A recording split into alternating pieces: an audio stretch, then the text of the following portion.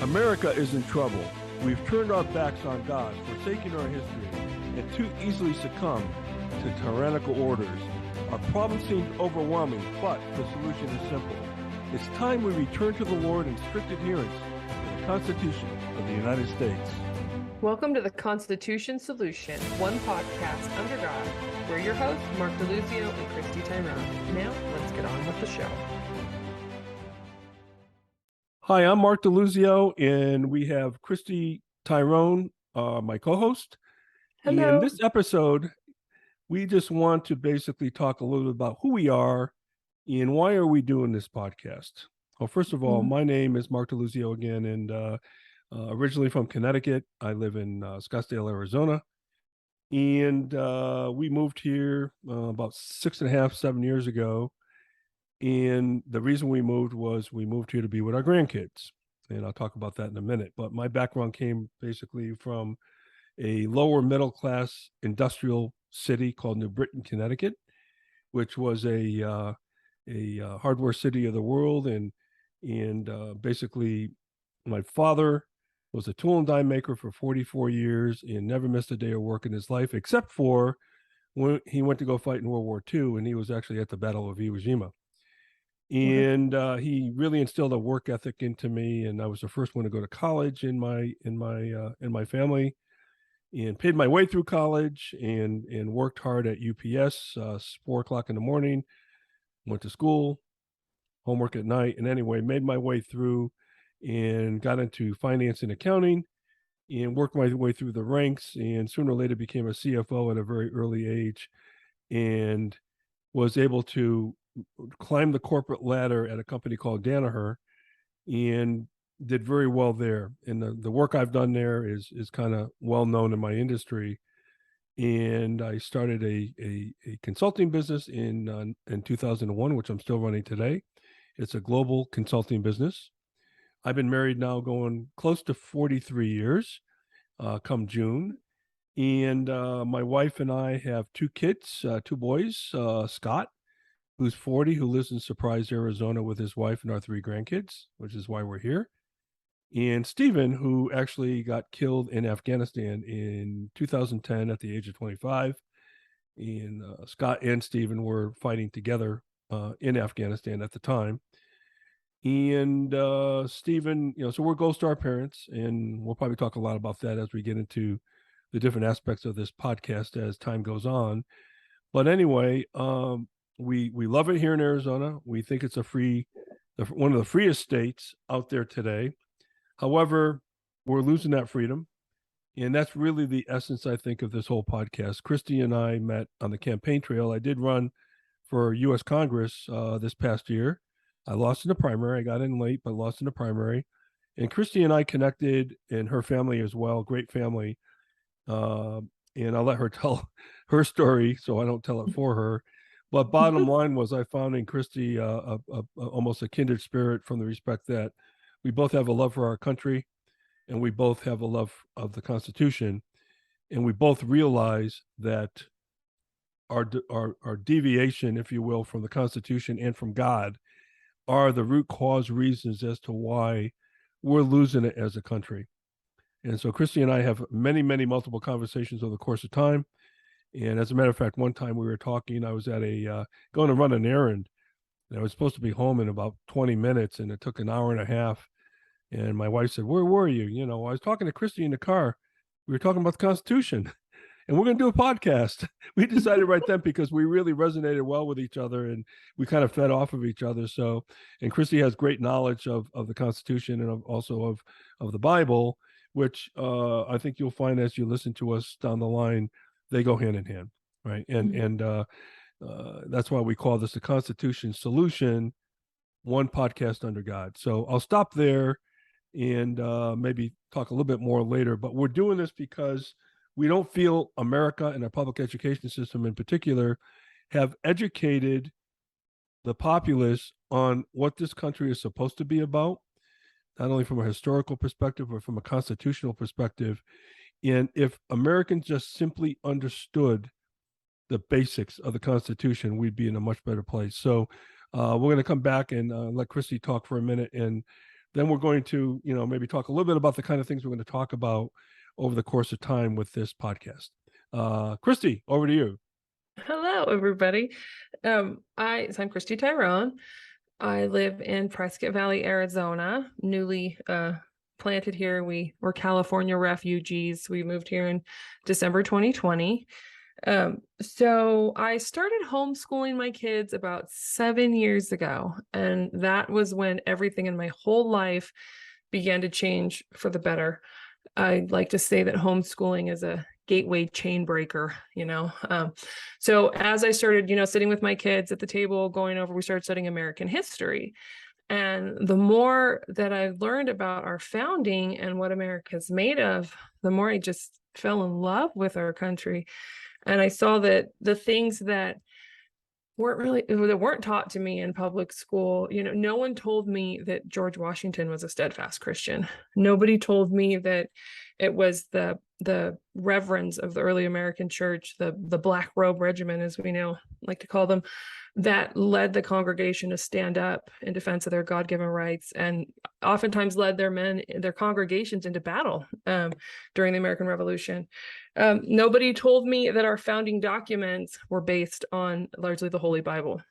So as I started uncovering these truths alongside my children and reading the founding documents ourselves and learning about our founders, their stories, their lives, I started to get really excited about what they stood for, and learning that it wasn't just their courage, that they were these gutsy rebels, which they were, but knowing that courage was Bible based was really inspiring to me in a way that took me from just believing in Jesus, which I always have, to dedicating my life to the Lord. And so it's kind of cool for me how my testimony and faith kind of coincides with my journey through American history. And so through that, I see that sharing the American story is a great way to light the path that leads to the gospel.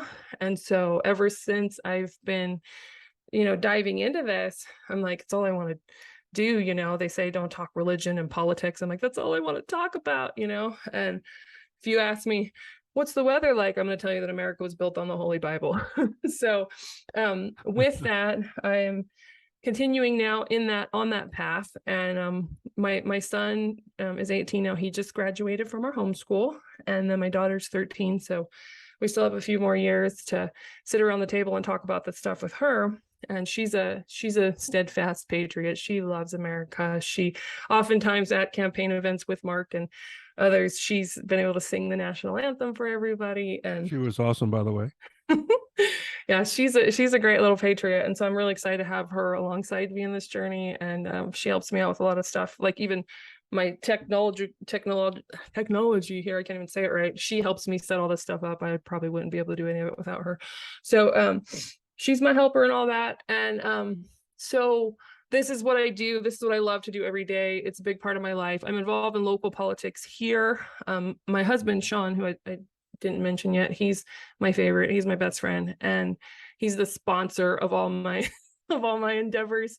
And so he's like a super steadfast patriot too. And together, I think we make a pretty good team in standing up for what we believe in, and hopefully encouraging other people to do, the same. And I think, like Mark said, we're as a country, we're really lacking the knowledge.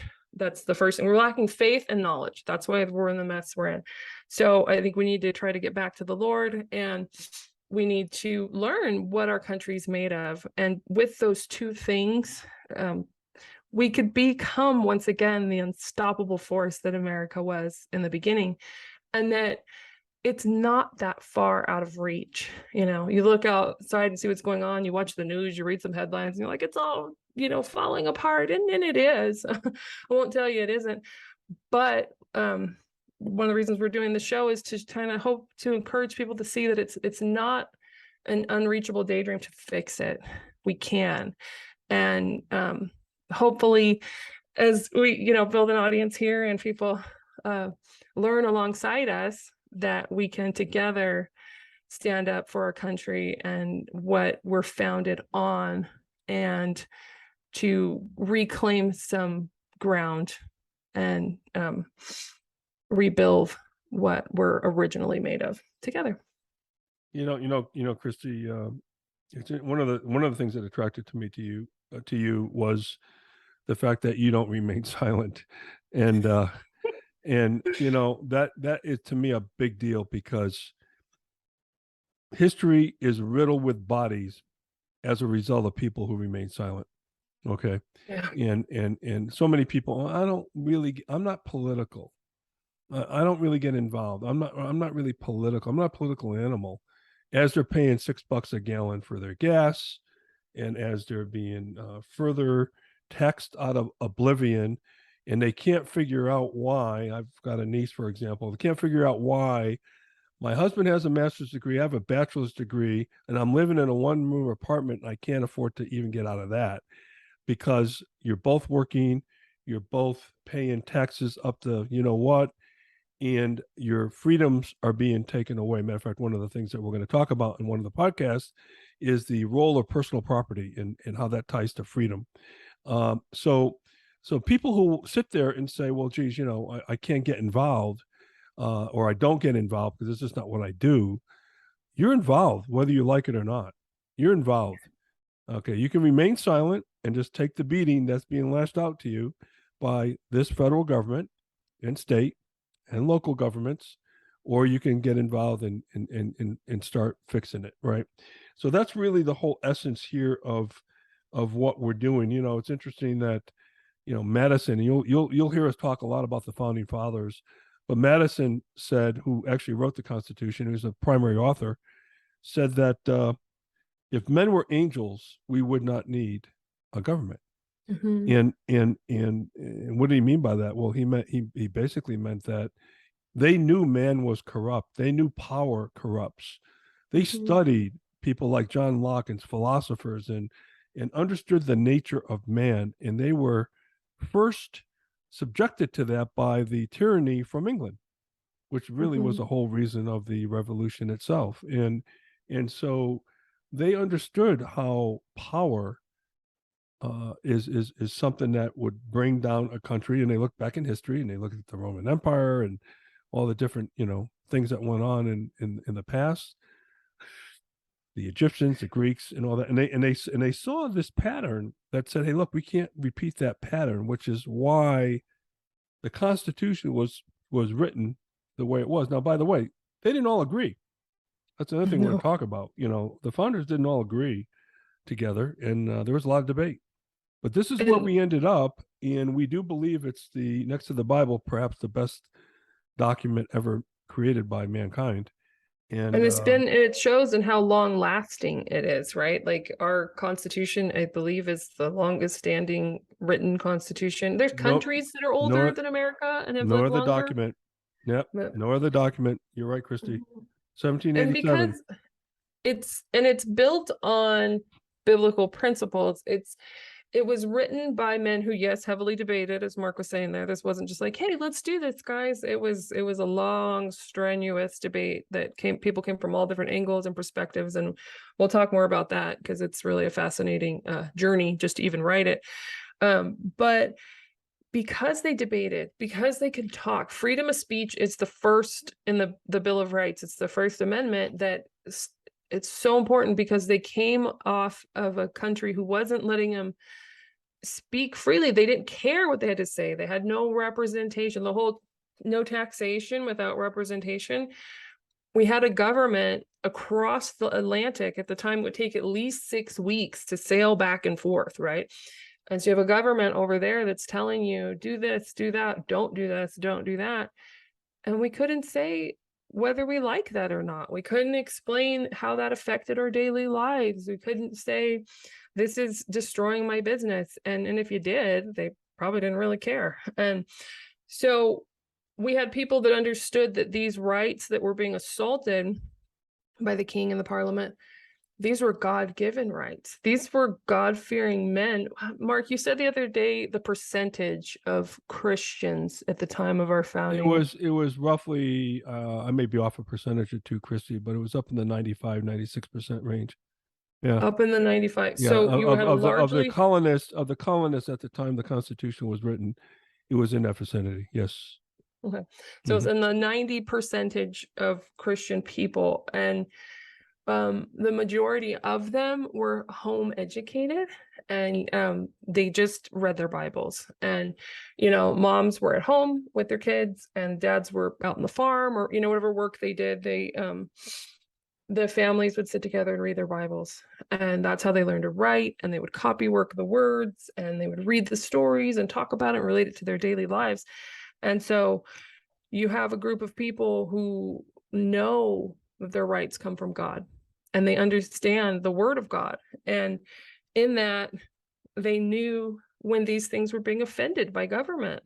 And so they stood first for God. And that's why I think our founding documents have lasted so long, starting with, the Declaration of Independence, and then the Constitution and the Bill of Rights, is because it's not just built on the whim of man. It's not built on like a power-hungry struggle. It is built by people who understood that we are fallen people, and that we need to have some sort of government to kind of keep everybody on the same page and in line. But they also understood the danger of power, and really through a lot of prayer and debate, worked out a pretty clean program to limit power and protect our basic human rights. Cristi, you talked about the study that they did, right? You go back then to that time, and even today, okay. Despite the fact I've got a master's degree and 2 undergraduate degrees and all kinds of certifications, my education comes self-taught, okay, because I spend at least an hour, maybe 2 a night, depending on how late I can stay up. I have a new puppy now, so that kind of takes its toll. But I look to study anything and everything. I have a curiosity about science, history, politics, sports. I mean, you name it. Okay, and when you start becoming educated in that regard, most of what I've learned, basically, I didn't learn at school. All right, and I guess, one of the problems I think we have, and I found this on the campaign trail, is that so many people are so ill-informed about just basic stuff. I think if you would just ask the simple question, well, why do we have a constitution? You'll get all kinds of different answers, right? And we're gonna explain that as we go on. But basically, it's to limit the government from taking our freedoms. That's the bottom line on the Constitution. But I think it was Jefferson, and I'll have to get this quote right, but I'm going to paraphrase.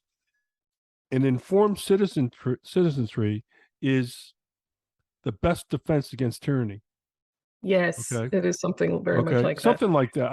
I don't know exactly the exact eloquent words. He was very eloquent. I'm not, but he was amazing in that regard. And so many are ill-informed and misinformed today, and we probably, Cristi, have more information at our fingertips today than we ever did in the history of mankind with the internet. But we're probably the least informed. Isn't that amazing? How about that for it a is paradox? amazing. That's a paradox. The least informed, and I think I can't remember the worst with numbers. The percentage of literate Americans is smaller than I wanted it to be. I'll tell you that without quoting a number. I got homework for the next episode. But I know that the colonial America was one of the most literate societies of all time. So looking now, and like I said, we have more at our fingertips. We have so much information available. You don't even have to go to the library anymore. You can just get on your phone. But so to have all this information available, and everybody's on their phones all the time, like, what are we doing on there instead of reading and learning, Well, yeah. And it's interesting you say literacy, because, and I have no problem saying this, the state of Arizona is not the best education state in the nation. It's one of the worst, isn't it? It's like, well, we waffle between 48 and 49, Okay, so, and then we celebrate when we hit 48.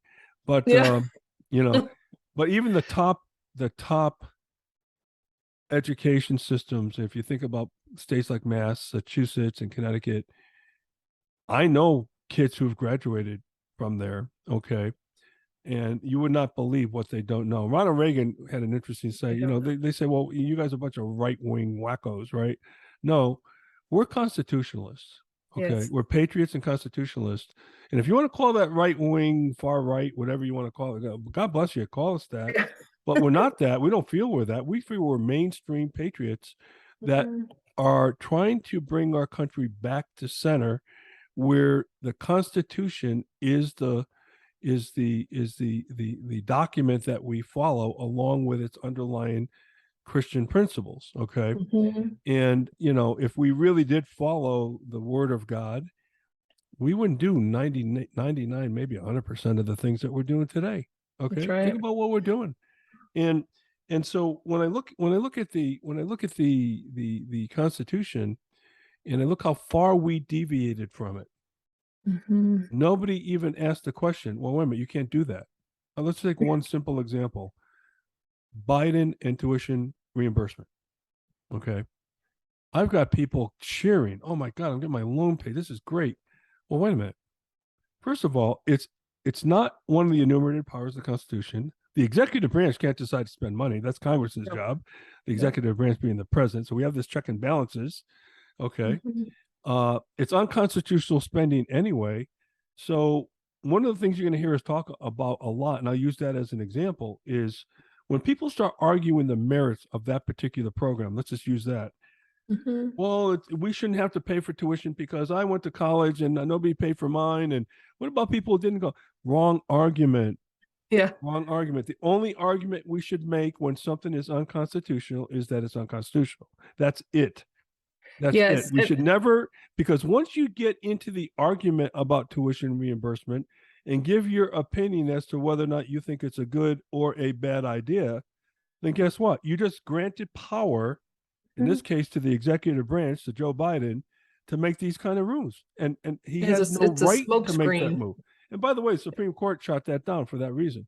Okay. But I guess what I'm trying to say is, if something is unconstitutional, no matter what you think about the idea, the only argument you should be making is that it's not in concert with the Constitution, and end it. Don't even get into the debate about the merits of some great brain scheme that somebody comes up with.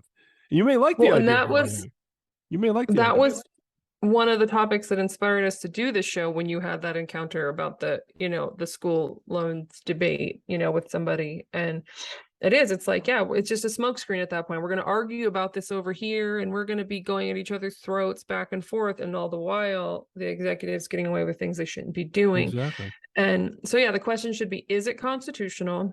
If it isn't, stop. It's over. We're done. We're not doing it. And if it is a constitutional issue, then we can get into a realistic debate as to how we're going to deal with it. And what methods are going to be best, and may the best idea win at that point. Well, it's interesting that you say that, Cristi, because as you know, you and I talked about this quite a bit, that the government are the worst problem solvers, because whenever they set out to solve a problem, they create 5 more. And they don't properly define, my background being trained in Japan on problem solving by Toyota and the people who are really good at it. We don't even know how to solve problems because we don't even define it.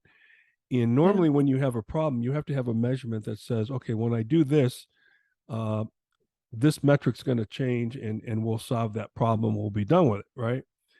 But what do we do as a government? We continue to throw more money at whatever it is that didn't work. Right. And it keeps going, like extra money is going to count. Right.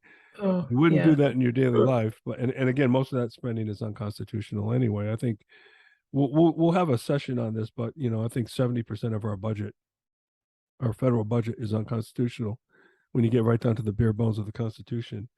But the kind of things, Cristi. Oh, go ahead. I'm sorry. Yep. Nope. And that's why it's gotten so out of control, and because of people's lack of inform too, right? Because as we the people, our check and balance in the government is consent of the governed, which is stated in our Declaration of Independence, right? These powers are derived from the consent of the governed. And so in order to, choose how we want to be governed, we need to be informed, and we need to be able to say no. And not support these things that are, or just accept it when they do something that's out of bounds, when they're spending frivolously and outside of the Constitution. And we're just, it's sad because we've just gotten so weak as a people. And like it says in our intro, we've just too easily succumbed to tyrannical orders. So they just do all this stuff they're not allowed to be doing. But if we allow them to do it, why would they ever stop? No, exactly. And it's all, and when you're looking for power, and I think maybe one of the sessions we'll do, Christy, it just occurred to me that when I was on a campaign trail, and you and I talked about this, I got asked all the time, what are you going to do about blank, blank, blank, right? That's my favorite part of the campaign trail. Yeah. Oh yeah. And you would not believe the questions that I got asked, and that would indicate how misinformed people are as to what the role of not only Congress is, but of the federal government itself. So matter of fact, I'm going to write that one down. What are you going to do about, well, because if I recall, you get people asking, like, what are we going to do about my neighbor and all this stuff in their yard? Well, one lady asked me, what are you going to do about my boss? He's a tyrant. So, okay, well, I'm going to write a law, outlaw John Smith, Yeah, not allowed. But the best one, I'll just give a little insight to this. But the best one that I got asked, I got a lot of really cool ones, not cool, but interesting ones. This one guy says to me, I have like 60 people in front of me. I was up somewhere, where was up in Payson, I believe. And the guy says, hey, what are you going to do about putting ethics and morality back into government? Oh. And I'm like, oh my God. So I said, well, right now I'm working on making pigs fly. And once I get that done, I'm going to work on that problem. Okay. Yeah, priorities, right? I go, come on, guys. First of all, you always got to challenge the premise of the question. When was there ever morality and ethics in government? Yes. Number one. But besides that, number two, what do you want me to do? Pass out Bibles to everybody? And even if they read them, they won't understand them, most of these people. So yeah, you can't make that happen. Well, I said, look, why don't you take care of your ethics and morality? I'll take care of mine. Yes. You guys take care of yours. We all have got something to work on to get better as a human being. Everybody does. Come on. There's only one perfect person. Well, I only know of one perfect person, and that seems to be a guy named Jesus. That's right. So, and so no, I'm not going to do anything about that. Okay. My job's to keep the government away from you guys here in Arizona, right? Yes, exactly. And it's a matter of heart, right? And that is the thing, is that everybody looks at, like, it's all over sensationalized, and the president this, and the Congress that, and this, and the governor, and everybody's like all up in arms about all this stuff. And it's like, these people that we've elected to office, that we've consented to govern us, should not have that much of an effect on our daily lives. And the fact that they do, it's failure on our part. And that's what we need to work. We need to work on. It's a matter of heart, and it's a matter of personal responsibility, and it's a matter of self accountability. And that's what, John Adams said, our Constitution is only fit for a moral and religious people. And now that we're so far, I think now America's down to like 60-something% Christian now. And one of the things, I'll just get off the surface here on this first episode, is like, America is a Christian nation, like it or not. That's what our founders were. That's what we're made of. However, that means you don't have to be Christian, because Jesus didn't force anybody to follow him. That's your own personal decision. Mm-hmm. But because we are a Christian nation, everybody benefits from those Christian values. And most Americans generally have a certain degree of Christian value in their daily lives, because the overarching goodness of this founding.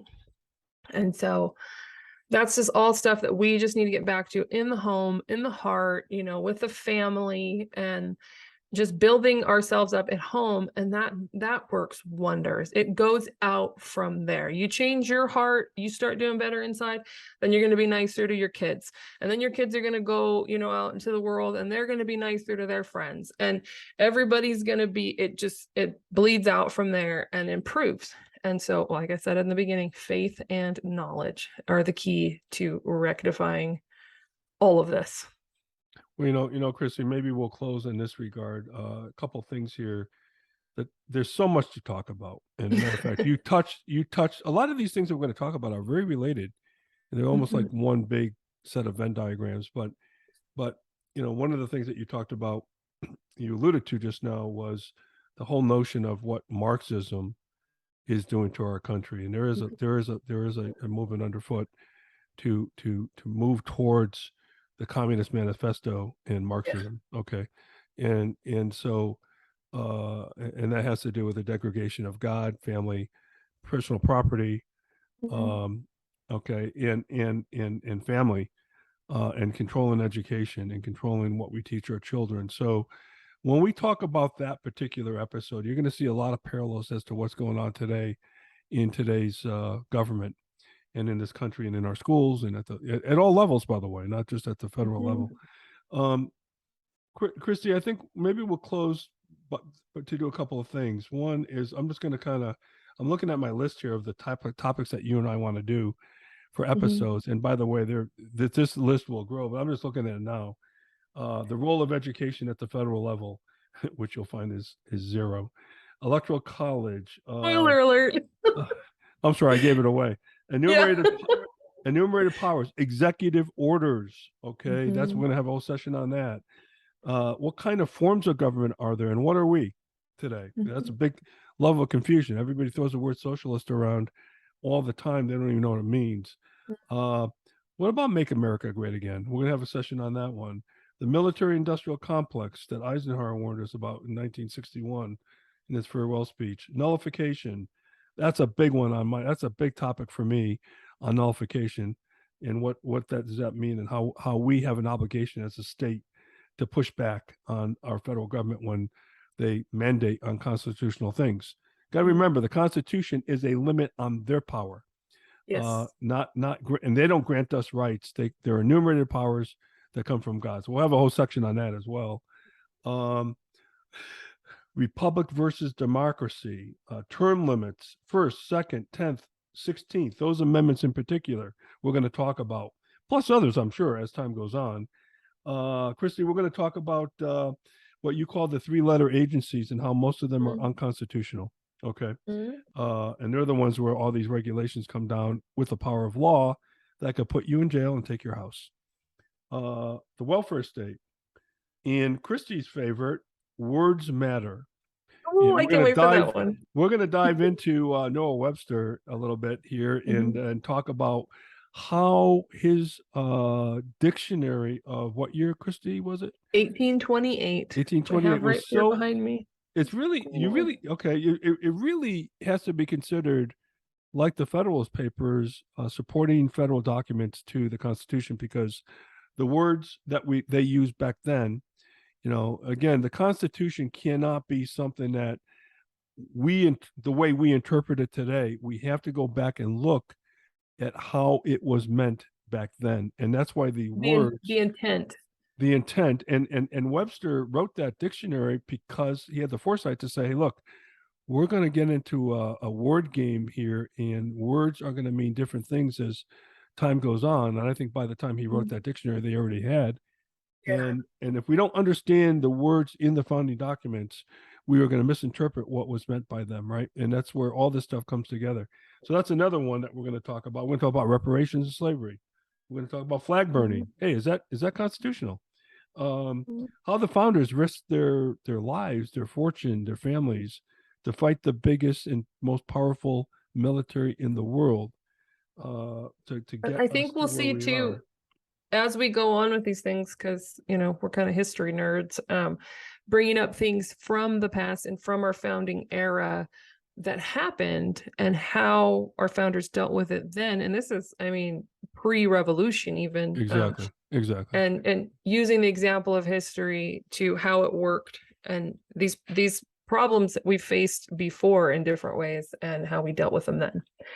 So we can, there is a roadmap, guys. There's a way out. We do believe that it's the solution. That's why we named it as such. Now, by the way, you might sit there and say to yourself, well, who the hell are you guys? You guys aren't lawyers. What do you know about the Constitution? Well, you want to know something? The Constitution, I've got a copy of it right here. It's a little bit of a 3x4 booklet that has roughly 50, 60 pages in it. And guess what? It's not all that complex if you know how to read. It's pretty And basic. number one, you don't need to be a lawyer to understand it. And by the way, the founding fathers did not write it for lawyers. They wrote it for everyday Americans, people who came out of the field, off the farm. So what do we know about the Constitution? Well, first of all, we studied it. We've done a lot of research on a lot of this that's in here, and we're continuing to learn about it, by the way. Yeah. This is an ever-going endeavor for us, a lifelong endeavor to continue to learn more and more about the brilliance of what was put in here. Oh, by the way, did I mention Electoral College? Speaking of brilliance. Oh yeah, that's Electoral College. I mean, When that brilliance right comes to there is one mind. of the things that's really misunderstood. And the absolute brilliance of that, of the documents themselves, of the Second Amendment and why we have it. Absolute brilliance when you look at what these people did. So are we experts? No, there's no experts. I don't care who you are. I don't care. I mean, look at the crazy calls are being made on people who are supposed experts on the Supreme Court. Okay. If everybody understood the Constitution exactly with the same without any hidden agenda, why would we have 5-4 decisions? Okay. Shouldn't we all Yeah. say nine zip? Or why do we have 9? Why would you need 9? Right. So, Mhm. so the whole point is this. We have done a lot of work. We're going to bring to you, hopefully, a lot of answers, but hopefully, Cristi, people will walk away with more questions and get curious Yes. themselves to learn on their own. And that's really the objective of this: is to educate and get people to understand how unbelievably special this country is. I know I would not have achieved the success I've achieved in my life if in any other country, and by the way, I've been in 5 continents and 45 countries, and there is no country that compares to the United States of America, even though we have a lot of problems and we need to fix them, and we have a lot of ills, and we can, but we perhaps are the country that has fixed our ills better than any other country on the planet and in history. So We have, and that comes from the basis of our founding and the Bill of Rights and whatnot. How the freedom of speech is one of the most. It's first for a reason, because in America we're able to speak. Our God is a God of words, right?